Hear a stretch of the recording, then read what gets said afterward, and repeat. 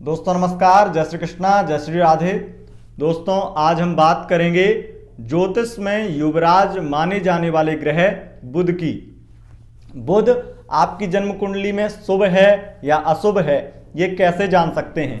अगर आपकी जन्म कुंडली में शुभ है बुध तो आपको क्या क्या मिल सकता है, और अशुभ है तो आपके साथ में कौन सी वो परेशानियां हैं जिनका कारण बुध बना हुआ है। कैसे आप अपने बुध को शुभ कर सकते हैं, बुध को अनुकूलता प्रदान करने वाला ग्रह बना सकते हैं। आपके लिए बुध से संबंधित जो परेशानियां उत्पन्न हो रही हैं आपके जीवन में, वो परेशानियां कैसे आप खत्म कर सकते हैं, वो कौन से सरल उपाय हैं जिनसे आप अपने कमजोर बुध को मजबूत कर सकते हैं, ताकत प्रदान कर सकते हैं, बल प्रदान कर सकते हैं, और वो कौन से सरल उपाय हैं जिनसे आपका पीड़ित बुध सही हो जाए, शुभ हो जाए, आपको अनुकूलता प्रदान करने वाला ग्रह बन जाए। आज इसी पर चर्चा होगी।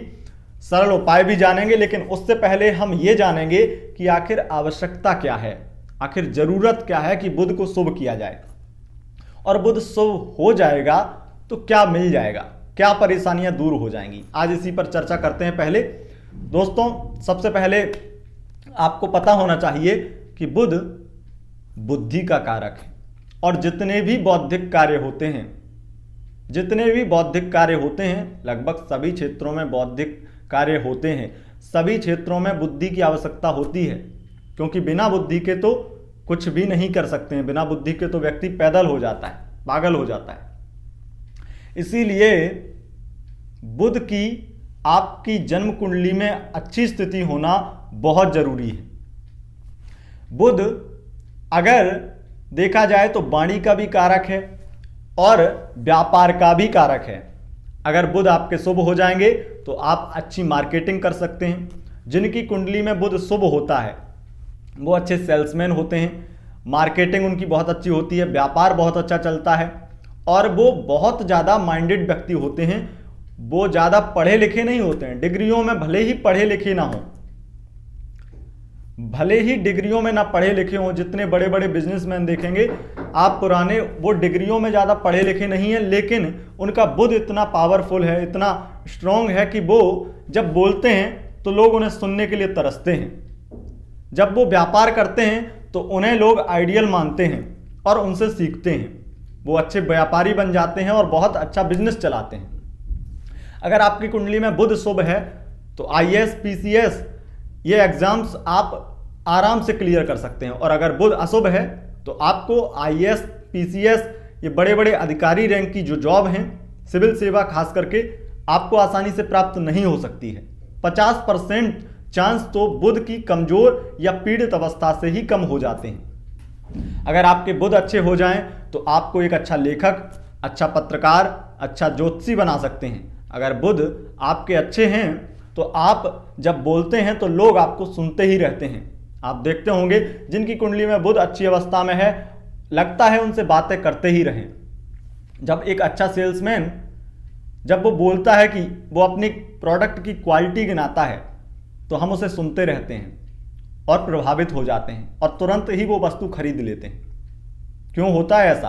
क्योंकि आप उसकी वाणी पर प्रभावित हो गए। वो जिस प्रकार से अपने प्रोडक्ट की एक पहचान करा रहा है, उसके बारे में बता रहा है, उससे आपको जल्दी जल्दी समझ में आ रहा है। और जिनका बुध अच्छा होता है वो घटिया से घटिया क्वालिटी का माल भी चुटकियों में बेच देते हैं और बहुत खुश होकर के लेता है सामने वाला। ये बुध का प्रभाव है। अब एक अंदर की बात बताएं आपको, जिन लोगों का बुध अच्छा होता है वो लोग झूठ बहुत बोलते हैं, बहुत झूठ बोलते हैं। लेकिन अगर मंगल उनकी कुंडली में स्ट्रांग ना हो तब बहुत झूठ बोलते हैं, और सबसे बड़ी बात, उनके झूठ पर भी लोग विश्वास कर लेते हैं। इसीलिए जितने बड़े बड़े मोटिवेशनल स्पीकर या जितना अच्छा वक्तव्य देने वाले लोग हैं, या जितने अच्छे सेल्समैन हैं, जितने लोग मार्केटिंग करते हैं, उन लोगों पर आंख बंद करके विश्वास क्यों हो जाता है लोगों को? क्यों लोग उन्हें सुन करके तुरंत विश्वास कर लेते हैं? उसकी वजह है बुध। वो जब झूठ बोलते हैं, क्योंकि बिना झूठ बोले मार्केटिंग नहीं हो सकती है, यह हकीकत है। बिजनेस बिना झूठ बोले नहीं करते हैं। अब तो बहुत सारे लोग ये भी हैं कि जो लोग मंगल से प्रभावित हो जाते हैं वो झूठ तो बोलते हैं, लेकिन ऐसा झूठ बोलते हैं कि उन पर बिल्कुल भी कोई शक नहीं कर सकता। इसीलिए बुध जो है वो अगर प्रभावशाली हो गया, शुभ हो गया, तो आपको व्यापारी, अच्छा व्यापारी बना सकता है। बुध अगर आपका अच्छा है तो अच्छा लेखक, पत्रकार, प्रोफेसर और आपको आईएएस, आईपीएस बड़ी बड़ी जॉब दिला सकता है। जितने बौद्धिक कार्य हैं उसमें आपको सफलता दिला सकता है। आपकी वाणी प्रभावशाली हो जाएगी। अब अगर देखा जाए तो बुध प्यार का बहुत ज्यादा कारक है, सच्चे प्यार का, फिजिकल रिलेशन इत्यादि नहीं, दिल के प्यार का, मन के प्यार का। वो प्यार आपको बुध ही दिलाते हैं। इसीलिए अगर जन्म कुंडली में बुध शुभ है तो आपकी लव मैरिज के चांस कम से कम 90% तो बुध ही बना देते हैं। बुध शुभ हैं तो आपके चांस बन जाते हैं कि आप निश्चित रूप से प्यार करेंगे और आप बहुत ज्यादा प्यार में लॉयल रहेंगे। हाँ, यह जरूर है कि बातें छिपाना या कभी कभी झूठ बोलना यह जरूर हो सकता है, लेकिन वो भी किसी कारण से। लेकिन प्यार बहुत सच्चा होता है जिनका बुध अच्छा होता है। देखा जाए तो अगर बुध शुभ हो जाए तो आपको सच्चा प्यार मिलने में ज्यादा परेशानी नहीं आती है, धोखे भी कम मिलते हैं, यह भी स्थिति हो जाती है। अब दोस्तों मैं आपको बता दूं कि बुध अशुभ स्थिति में क्या होता है और बुध की अशुभ स्थिति कुंडली में कैसी होती है। जैसे बुध अच्छा कैसा होता है इसके बारे में बता दूं। बुध अगर कन्या राशि का है, मिथुन राशि का है और अपनी मित्र राशियों का है तो बुध शुभ होता है। बुध को ज्योतिष में तटस्थ ग्रह माना जाता है, यानी कि जैसे के साथ तैसा।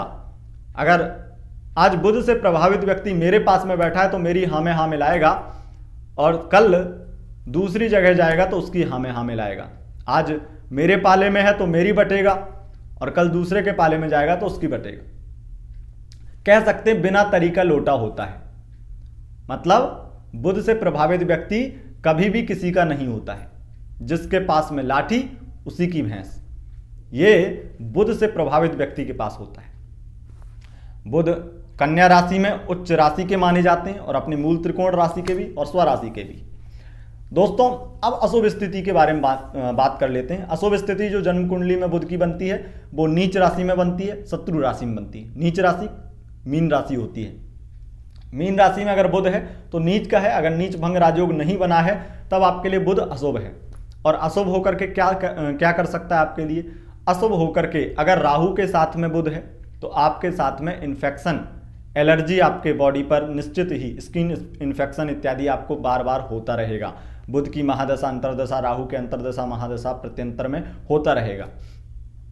और अगर बुध आपका अशुभ है तो आप जब भी बोलेंगे तो अपनी बात को सही ढंग से समझा नहीं पाएंगे। आप कहना कुछ और चाहेंगे, लोग समझ कुछ और जाएंगे।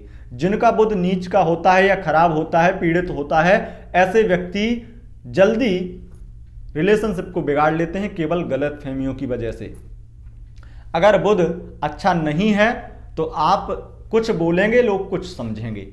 अच्छे मार्केटिंग मैनेजर नहीं बन सकते, अच्छा मार्केटिंग नहीं कर सकते, अच्छा व्यापार नहीं चला सकते अगर बुध नीच भंग राजयोग या परिवर्तन राजयोग नहीं बनाए तो। और नीच भंग या परिवर्तन बन गया तो बुध की स्थिति, यही नीच वाली स्थिति इतनी शुभ होती है जितनी उच्च की भी नहीं हो पाती है।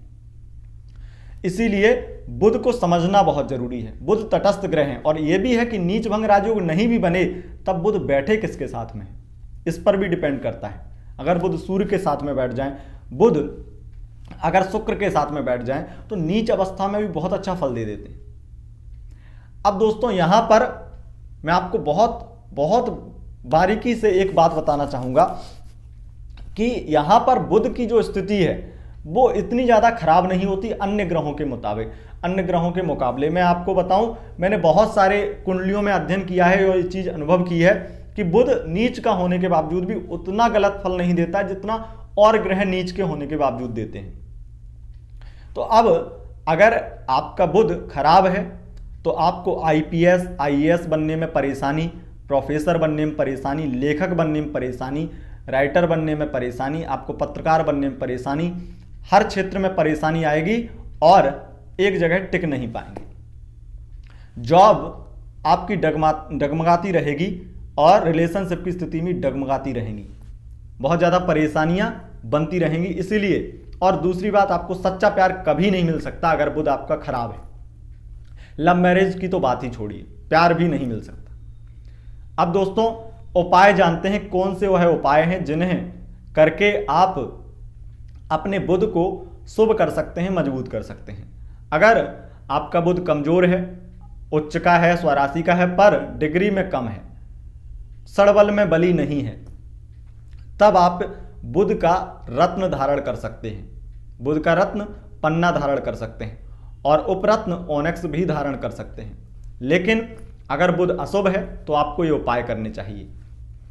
उपाय, अगर आप ओनेक्स और पन्ना धारण ना करना चाहें तो आप हरे रंग के कपड़े पहन सकते हैं, तो इससे भी आपको लाभ होगा।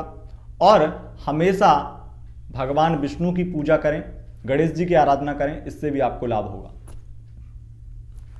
अब बात कर लेते हैं कि उपाय कौन से हैं जिनसे आप अपने बुध को शुभ कर सकते हैं। उपाय, गणेश जी की पूजा आराधना करने से, ओम गंग गणपतये नमः इस मंत्र का रोजाना 11 माला जप करने से आपके बुध शुभ हो जाएंगे, बुध अनुकूल फल प्राप्त करने लगेंगे आपको। उसके बाद आपको भगवान विष्णु की उपासना करनी चाहिए, ओम विष्णवे नमः इस मंत्र का जप करना चाहिए।